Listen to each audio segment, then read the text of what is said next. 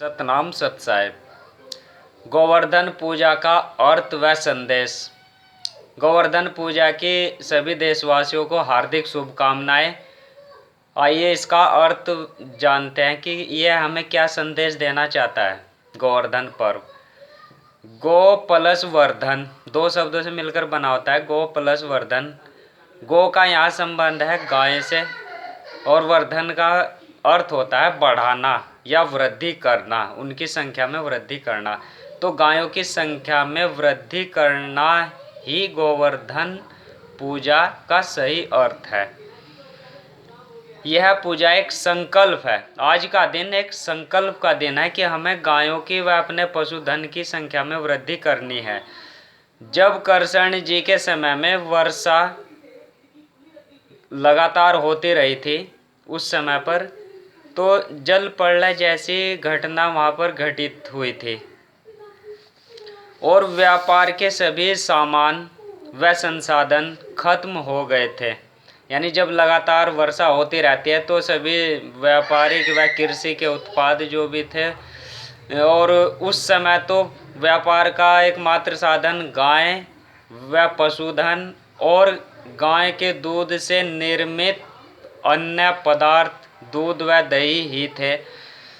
तो जब इस तरह की प्रलयंकारी वर्षा होती है, कई दिनों तक हुई थी या बाढ़ जैसी स्थिति आ गई थी, और उस समय व्यापार के साधन गाय व अन्य पशुधन एवं उनके दूध से निर्मित पदार्थ दूध, घी, दही, गोबर आदि संसाधन ही थे। आज की तरह पूर्ण विकसित व दूसरे संसाधन, विज्ञान के दूसरे संसाधन, फैक्ट्री आदि उस समय नहीं थी। वही एक संसाधन थे व्यापार के। वह समय भी द्वापर युग का अंतिम समय था और आज का समय भी कलयुग का अंतिम समय है। आप देख रहे हैं कि आजकल कलयुग के अंतिम समय में भी यानी तरह तरह के वायरस और प्रकृति के द्वारा अनेक प्रकार के वायरस, बीमारियां व भूकंप व अन्य युद्ध जैसी स्थिति उत्पन्न हो रही है। ठीक ऐसे ही उस समय भी हुआ था। द्वापर का अंतिम समय था और इस समय कलयुग का अंतिम समय है। यानी अंतिम समय में ऐसी स्थिति उत्पन्न प्रकृति कर देती है। ईश्वर नई व्यवस्था के लिए, यानी द्वापर युग का अंत था, कलयुग का आरंभ होना था, तो ईश्वर नई व्यवस्था के लिए, नए युग के निर्माण के लिए नई व्यवस्था करना चाहते थे। नई सोच या एक जैसी सोच व विचारों के व्यक्ति ही बच जाते हैं। जब इस तरह की घटनाएं घटती हैं, प्रलय जैसी घटना घटती है, तो एक जैसे विचारों के, सत्य विचारों के व्यक्ति ही बच जाते हैं, जिससे नए युग का निर्माण होता है और ज़्यादा लंबे समय तक वह विचारधारा रहे, इसलिए एक जैसे लोग बच जाते हैं। इसलिए युग के अंतिम दौर में ऐसी प्रलय जैसी घटना घटित होती है। उस समय लोग देवताओं की पूजा अर्थात मूर्ति पूजा करते थे। इसलिए इंद्र या ईश्वर कह ले या इंद्र कह ले, क्रोधित हो गए।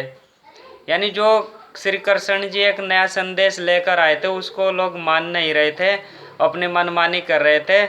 और कृष्ण जी जो योग व पूजा विधि अपनाते थे, उसको लोग मान नहीं रहे थे, केवल गोपी समूह ही मानते थे। लेकिन इंद्र जी जब क्रोधित हो गए तो इस तरह की प्रलय जैसी घटना घटित हुई, जैसे आजकल कलयुग में होने वाली है। तब कुछ व्यक्ति व गाय, बछड़े एक पर्वत या उसके पास इकट्ठे हो गए थे और बच गए थे। तब उन्होंने, और यानी उन व्यक्तियों के समूह ने जो बच गए थे, कृष्ण जी के साथी थे, जो गोपी समूह था, कृष्ण जी ने यह संकल्प लिया कि हम सभी बची हुई सभी गायों की वृद्धि का संकल्प लेते हैं, या व्यापार करने का संकल्प लेते हैं, या अपनी जो अर्थव्यवस्था बिगड़ गई है उसको यानी फिर से शुरू करने के लिए एक संकल्प लेते हैं और गाय वर्धन की क्रांति चलाते हैं। व्यापार बढ़ाने के ठोस कदम उठाए थे उस समय पर, क्योंकि व्यापार का साधन ही पशुधन या गोधन या उनके दूध से निर्मित पदार्थ दूध, दही, घी, गोबर आदि ही थे। तब इस तरह के संकल्प को गोवर्धन पूजा कहा गया है या होती है, और उस स्थान या पर्वत को गोवर्धन पर्वत कहा गया है। यानी जहाँ पर इस तरह की क्रांति का आरंभ हुआ था, शुरुआत हुई थी, उस स्थान या पर्वत को गोवर्धन पर्वत के नाम से जाना जाता है, जहाँ से गोवर्धन की क्रांति शुरू हुई थी। यह कोई छोटा मोटा भी नहीं है, यानी बहुत बड़ा एक पर्वत है। 7 कोस की परिक्रमा होती है, यानी हाँ 7 कोस की परिक्रमा होती है, लेकिन आजकल हम लोग इसका उल्टा करते हैं। यानी इस पर्व का जो एक संकल्प है, जो एक अर्थ है, संदेश है, उसको हम अपनाते नहीं हैं जीवन में, और केवल पूजा करके ही रह जाते हैं।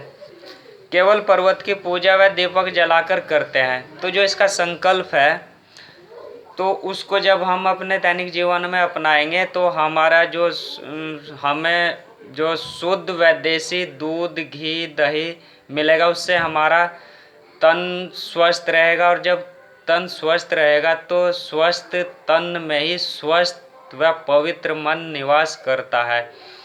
तो जब हमारा मन पवित्र होगा तभी हम धर्म के मार्ग पर अग्रसर होंगे। तो हमें जो इस पर्व का जो एक संदेश है उसको अपनाना चाहिए, और शुद्ध व देसी घी व दूध का इस्तेमाल करना चाहिए। सतनाम सत साहिब।